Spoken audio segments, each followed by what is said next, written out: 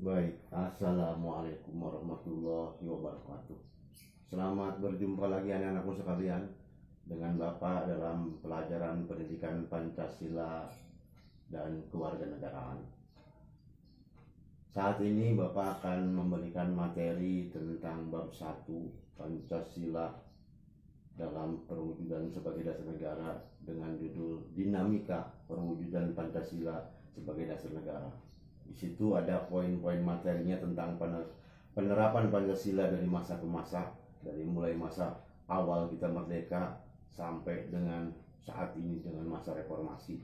Kemudian nilai-nilai Pancasila sebagai perwujudan dalam kehidupan berbangsa dan negara disesuaikan dengan perkembangan zaman dan perwujudan nilai Pancasila sebagai dalam berbagai bidang kehidupan. Baik anak-anakku sekalian, saat ini kita mulai masuk pada materi tentang dinamika Pancasila sebagai dasar negara dengan Bapak ungkapkan dulu tujuan pembelajarannya. Setelah pembelajaran ini berakhir, diharapkan kalian bisa mensyukuri perwujudan Pancasila sebagai dasar negara yang merupakan anugerah Tuhan Yang Maha Esa. Kemudian menunjukkan sikap bangga akan tanah air sebagai perwujudan nilai-nilai Pancasila sebagai dasar negara dalam bentuk nasionalisme dan cinta tanah air. Kemudian kalian juga diharapkan mampu untuk mengamati dinamika yang terjadi di masyarakat saat ini, terlebih mengenai praktek ideal Pancasila dalam kehidupan berbangsa dan bernegara. Nah, anak-anakku sekalian, yang pertama dalam materi tentang dinamika Pancasila sebagai dasar negara dari masa ke masa.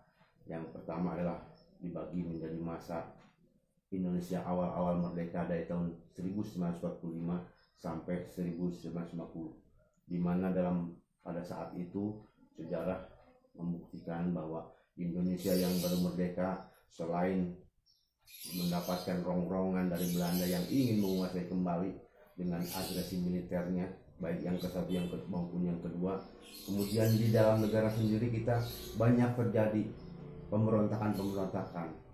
Pemberontakan ini maksudnya adalah mereka-mereka yang ingin memisahkan diri dari negara kesatuan Republik Indonesia.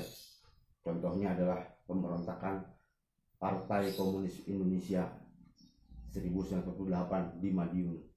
Itu adalah Partai Komunis Indonesia yang dipimpin oleh Musso yang ingin mendirikan negara berdasarkan paham komunis, di mana yang namanya paham komunis itu sangat bertentangan sekali dengan dasar negara kita, terutama sila yang pertama, Pancasila, yaitu ketuhanan yang Maha Esa. Mereka, Partai Komunis, itu berpaham ateis. Ateis itu adalah paham yang tidak mempercayai adanya Tuhan. Mereka tidak mengenal agama, mereka tidak percaya hal-hal gaib. Yang mereka percaya adalah materialisme, yaitu apa yang bisa lihat, apa yang bisa mereka pegang, itulah yang mereka percaya, tidak percaya adanya Tuhan. Dan itu sangat bertentangan dengan ideologi bangsa kita, karena bangsa kita dari dulu adalah bangsa yang berkeyakinan akan adanya Tuhan. Makanya dalam sila yang pertama adalah ketuhanan yang Maha Esa, dan kita sebagai orang Islam tahu bahwa itu adalah sesuai dengan ayat Al-Quran, yaitu surat Al-Ikhlas ayat 1 yang berbunyi Qul huwallahu ahad, yang mengatakan bahwa katakan ya Muhammad bahwa Allah itu esa, Allah itu tunggal, Allah itu maha menguasai, Allah itu adalah maha pencipta. Dan kita yakin bahwa ada alam, ada dunia lain selain dunia yang kita tempati sekarang, ada kehidupan lain selain kehidupan yang kita laksanakan, kita hidupi sekarang ini. Nah, anak-anakku sekalian, selain Partai Komunis Indonesia, ada juga kelompok orang yang ingin mendirikan Darul Islam Indonesia, Negara Islam Indonesia, dengan TDI dan TII, Tentara Islam Indonesia, yang ingin merubah Indonesia menjadi negara Islam. Tapi dalam perkembangannya mereka memberontak, ingin mendirikan negara Islam, tapi kehidupan mereka jauh dari syariat Islam, dengan membunuh dan menjarah serta mengambil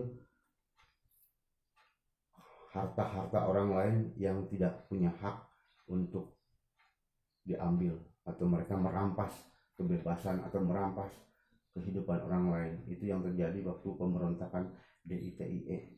Kemudian ada lagi pemberontakan Angkatan Perang Ratu Adil yang ingin mendirikan negara sendiri.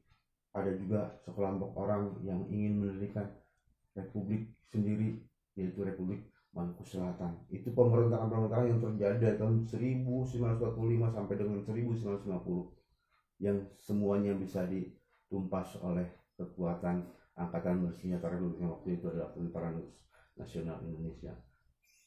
Mereka berhasil digagalkan pemberontakannya. Mereka yang ingin mendirikan negara di dalam negara berhasil ditumpas. Nah, sekarang dalam perkembangan selanjutnya, dalam materi ini juga ada materi tentang masa pelaksanaan ideologi Pancasila dari tahun 50 sampai dengan tahun 65. Itu masa kepemimpinan Presiden Soekarno yang disebut masa Orde Lama. Dalam masa itu terjadi penyimpangan dalam pelaksanaan ideologi Pancasila, yaitu pemimpin dijadikan pemimpin seumur hidup. Kemudian dalam perkembangannya sudah ditentukan oleh presiden yang namanya politik sifatnya sentralistik. Presiden Soekarno waktu itu pernah diangkat sebagai presiden seumur hidup, padahal dalam Pancasila dan Undang-Undang Dasar 1945 tidak ada yang namanya presiden seumur hidup. Karena kalau presiden seumur hidup berarti dia ada sama dengan raja.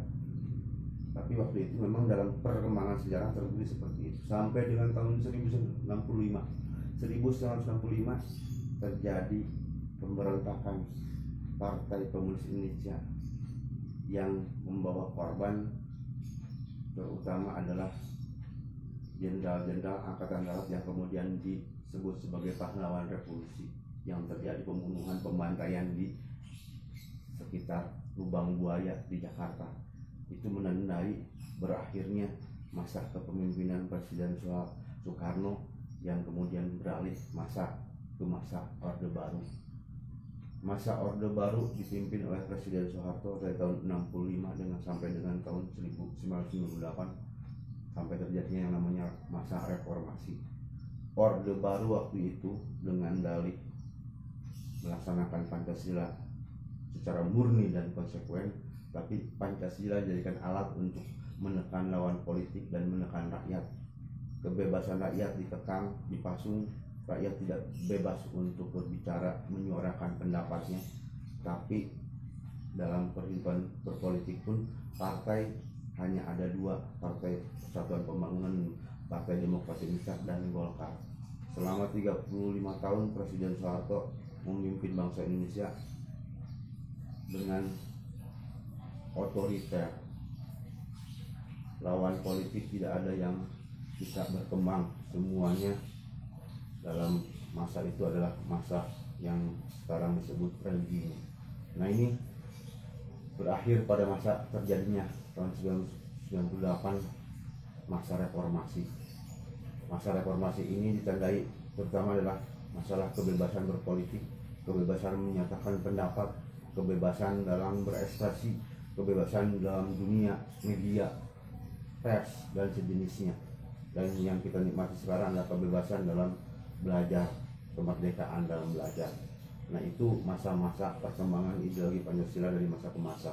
Yang penting sekarang kalian belajar tentang Pancasila dalam konteks ideologi terbuka.